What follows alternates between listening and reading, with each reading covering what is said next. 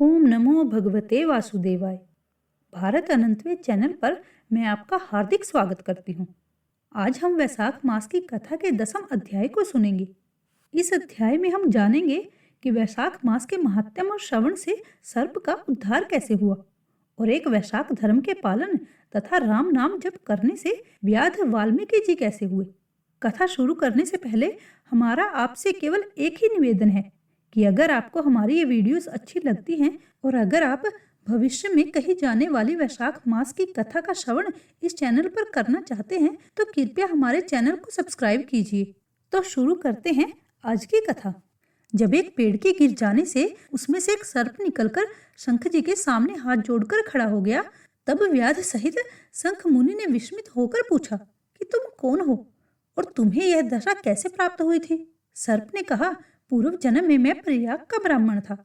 मेरे पिता का नाम कुशिद मुनि और मेरा नाम रोचन था।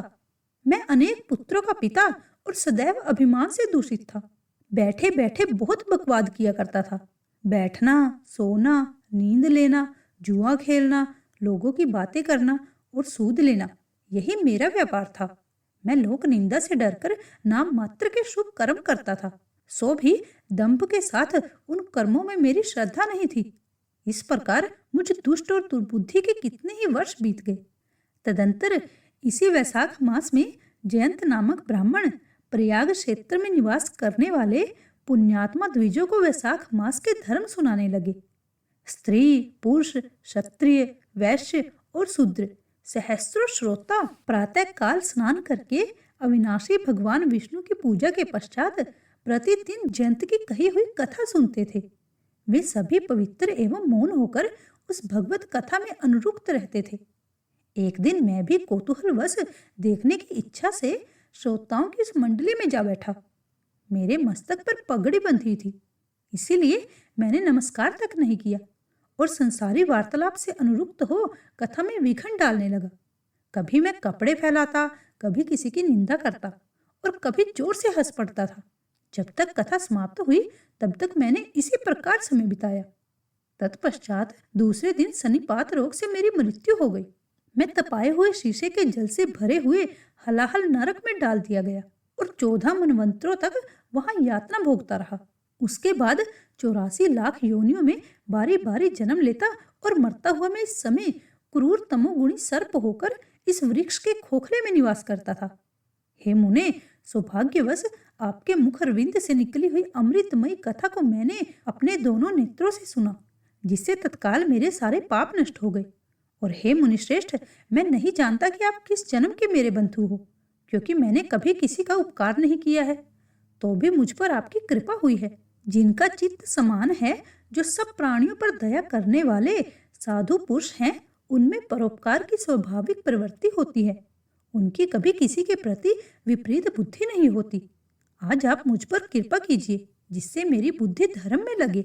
देवादिदेव भगवान विष्णु की मुझे कभी विस्मृति न हो और साधु चरित्र वाले महापुरुषों का सदा ही संग प्राप्त हो। जो लोग मद से अंधे हो रहे हैं, उनके लिए एकमात्र दरिद्रता ही उत्तम अंजन है। इस प्रकार नाना भांति से स्तुति करके रोचन ने बार बार शंख जी को प्रणाम किया और हाथ जोड़कर चुपचाप उनके आगे खड़ा हो गया। तब शंख जी ने कहा, तुमने वैशाख मास और भगवान विष्णु का महत्व सुना है। इससे उसी क्षण तुम्हारा सारा बंधन नष्ट हो गया। द्विज श्रेष्ठ, परिहास, भय, क्रोध, द्वेष, कामना अथवा स्नेह से भी एक बार भगवान विष्णु के पापहारी नाम का उच्चारण करके बड़े भारी पापी भी रोग शोक रहित वैकुंठ धाम में चले जाते हैं। फिर जो श्रद्धा से युक्त हो, क्रोध और इंद्रियों को जीतकर सबके प्रति दया भाव रखते हुए भगवान की कथा सुनते हैं, वे उनके लोक में जाते हैं। इस विषय में तो कहना ही क्या है। कितने ही मनुष्य केवल भक्ति के बल से एकमात्र भगवान की कथा वार्ता में तत्पर हो अन्य सब धर्मों का त्याग कर देने पर भी भगवान विष्णु के परम पद को पा लेते हैं। भक्ति से अथवा द्वेष आदि से भी जो कोई भगवान की भक्ति करता है, वो भी प्राणी हारिणी पुतना की भांति परम पद को प्राप्त करता है। सदा महात्मा पुरुषों का संग और उन्हीं के विषय में वार्तालाप करना चाहिए। रचना शिथिल होने पर भी जिसके प्रत्येक श्लोक में भगवान के सुयश सूचक नाम है, वही वाणी जन समुदाय की पाप राशि का नाश करने वाली होती है, क्योंकि साधु पुरुष उसी को सुनते, गाते और कहते हैं जो भगवान किसी से कष्ट साध्य सेवा नहीं चाहते, आसन आदि विशेष उपकरणों की इच्छा नहीं रखते तथा सुंदर रूप और जवानी नहीं चाहते, अपितु एक बार भी स्मरण कर लेने पर अपना परम प्रकाश में वैकुंठ धाम दे डालते हैं। उन दयालु भगवान को छोड़कर मनुष्य किसकी शरण में जाए? उन्हीं रोग शोक से रहित चित्त द्वारा चिंतन करने योग्य अव्यक्त दया निधान भक्त वत्सल भगवान नारायण की शरण में जाओ। महामते, वैशाख मास में कहे हुए सब धर्मों का पालन करो, उससे प्रसन्न होकर भगवान जगन्नाथ तुम्हारा कल्याण करेंगे। ऐसा कहकर शंख जी व्याध की ओर देखकर चुप हो गए। तब उस दिव्य पुरुष ने पुनः इस प्रकार कहा, हे मुने, मैं धन्य हूँ। आप जैसे दयालु महात्मा ने मुझ पर अनुग्रह किया है। मेरे सब कष्ट दूर हो गए हैं और अब मैं परम गति को प्राप्त हो रहा हूँ। यह मेरे लिए बहुत सौभाग्य की बात है। यूं कहकर दिव्य पुरुष ने शंख मुनि की परिक्रमा की तथा उनकी आज्ञा लेकर वह दिव्य लोक को चला गया। तदंतर संध्या हो गई। व्याध ने शंख जी को अपनी सेवा से संतुष्ट किया और उन्होंने सायकाल को संध्या उपासना करके शेष रात्रि व्यतीत की। भगवान के लीला अवतारों की कथा वार्ता द्वारा रात व्यतीत करके शंख मुनि ब्रह्म मुहूर्त में उठे और दोनों पैर धोकर मौन भाव से तारक ब्रह्म का ध्यान करने लगे। तत्पश्चात शौचादि क्रिया से निर्वित होकर वैशाख मास में सूर्योदय से पहले स्नान किया और संध्या तर्पण आदि सब कर्म समाप्त करके उन्होंने हर्ष युक्त हृदय से व्याध को बुलाया। बुलाकर उसे राम इस 2 अक्षर वाले नाम का उपदेश दिया, जो वेद से भी अधिक शुभकारक है। उपदेश देकर इस प्रकार कहा, भगवान विष्णु का एक एक नाम भी संपूर्ण वेदों से अधिक महत्वशाली माना गया है। ऐसे अनंत नामों से अधिक है भगवान विष्णु का सहस्त्र नाम। उस सहस्त्र नाम के समान राम नाम माना गया है। इसीलिए व्याध, तुम निरंतर राम नाम का जप करो और मृत्यु पर्यंत मेरे बताए हुए धर्मों का पालन करते रहो। इस धर्म के प्रभाव से तुम्हारा वलीमक ऋषि के घर जन्म होगा और तुम इस पृथ्वी पर वाल्मीकि नाम से प्रसिद्ध हो जाओगे। व्याध को ऐसा आदेश देकर मुनिवर शंख ने दक्षिण दिशा को प्रस्थान किया। व्याध ने भी शंख मुनि की परिक्रमा कर बार बार उनके चरणों में प्रणाम किया और जब तक वे दिखाई दिए तब तक उन्हीं की ओर देखता रहा। फिर उसने अति योग्य वैशाख युक्त धर्मों का पालन किया। जंगली कैथ, कटहल, जामुन और आम आदि के फलों से राह चलने वाले थके मांदे पथिकों को वह भोजन कराता था। जूता, चंदन, छाता, पंखा आदि के द्वारा तथा बालू के बिछावन और छाया आदि की व्यवस्था से पथिकों के परिश्रम और पसीने का निवारण करता था। प्रातः काल स्नान करके दिन रात राम नाम का जप करता था। इस प्रकार धर्म अनुष्ठान करके वह दूसरे जन्म में बलीमक के पुत्र हुए। उस समय वह महायशस्वी वाल्मीकि के नाम से विख्यात हुए। उन्हीं वाल्मीकि जी ने अपने मनोहर प्रबंधन रचना द्वारा संसार में दिव्य राम कथा को प्रकाशित किया, जो समस्त कर्म बंधनों का उच्छेद करने वाली है। मिथिलापते, देखो वैशाख का महात्म्य कैसे ऐश्वर्य प्रदान करने वाला है, जिसे एक व्याध भी परम दुर्लभ ऋषि भाव को प्राप्त हो गया। यह उपाख्यान सब पापों का नाश करने वाला है। जो इसे सुनता और सुनाता है वह पुनः इस लोक में जन्म नहीं लेता। वैशाख मास अध्याय 10 समाप्त। जय जय श्री हरि। अब सुनते हैं वैशाख मास में कही और सुनी जाने वाली तुलसी सींचने की उत्तम कहानी। बहुत पुरानी बात है। एक गांव में एक परिवार रहता था। उस परिवार में माँ, बेटा और बहू थे। बहू तो बहुत ही सीधी सादी और शांत स्वभाव की थी। दूसरी तरफ सास बड़ी ही झगड़ालू और घमंडी थी। वो अपनी बहू पर बहुत अत्याचार करती थी। उससे घर का सारा कामकाज करवाती और खाने के लिए एक सूखी रोटी ही देती थी। अब बहू के पति को तो इस सब बातों का कुछ भी नहीं पता था। वो तो सुबह होते ही खेत में काम करने चला जाता था। बहू सास के कहे अनुसार घर के काम में लग जाती थी। एक दिन बहू ने देखा कि पड़ोसन नया मटका लाई है। पड़ोसन ने बातों ही बातों में बहू को बताया कि वह वैशाख स्नान करने की तैयारी में है।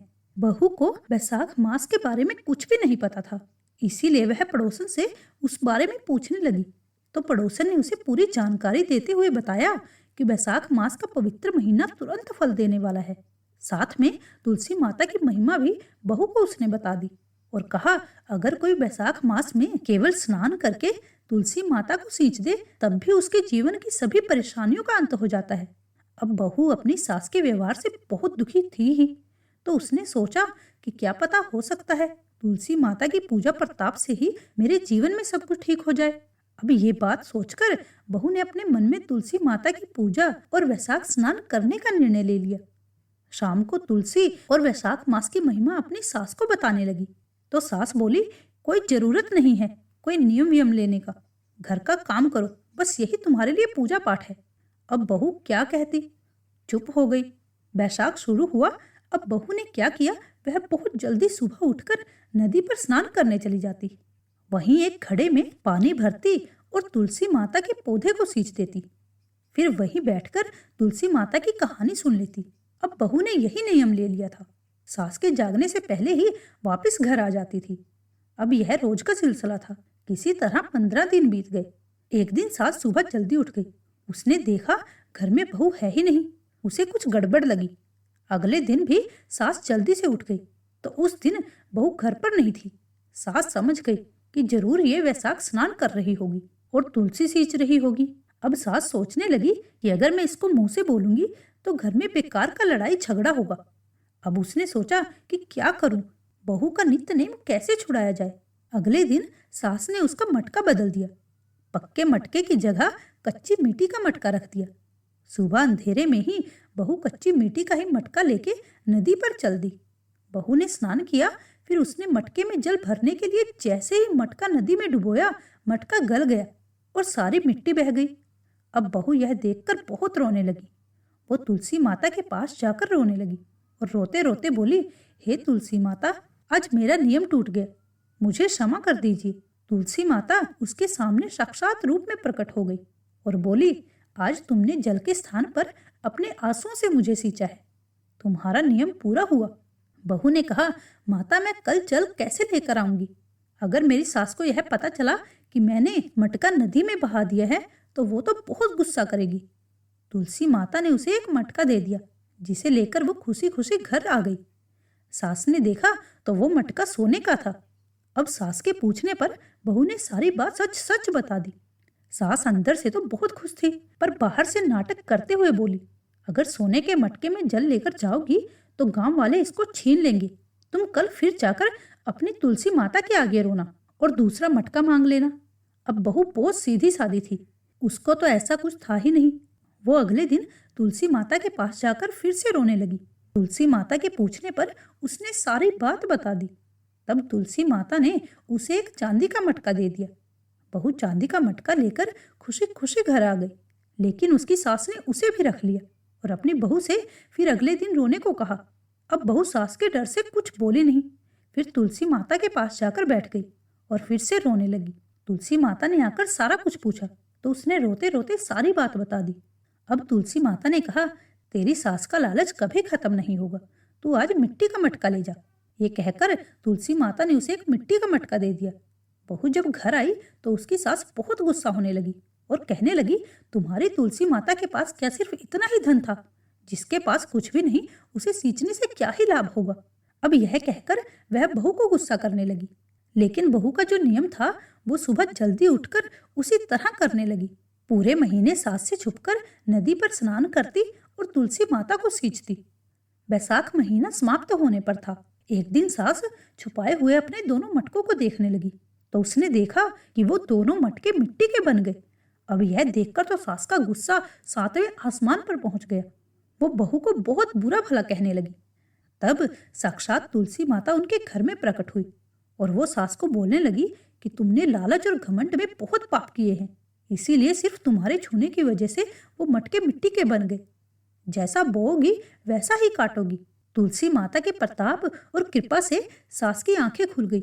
वो बहुत रोई और तुलसी माता से क्षमा मांगने लगी। तुलसी माता ने क्षमा कर दिया और खुश रहने का आशीर्वाद दिया। तुलसी माता की कृपा से तीनों घड़े खुद ही सोने के हो गए। अब सास बहू मिलकर हर रोज तुलसी माता की नित्य नियम से पूजा करने लगे। तुलसी माता की कृपा से उनका घर अन्न धन से भर गया। तुलसी माता अपने सभी भक्तों पर अपनी कृपा बनाए रखना। तुलसी माता की जय। श्री हरि विष्णु जी की जय। इस वीडियो को अपने सगे संबंधियों के साथ शेयर करें ताकि वो सब भी वैशाख महात्म सुनकर और तुलसी माता की कथा सुनकर पुण्य प्राप्त कर सकें, जिससे आपको भी पुण्य प्राप्त होगा। राधे राधे।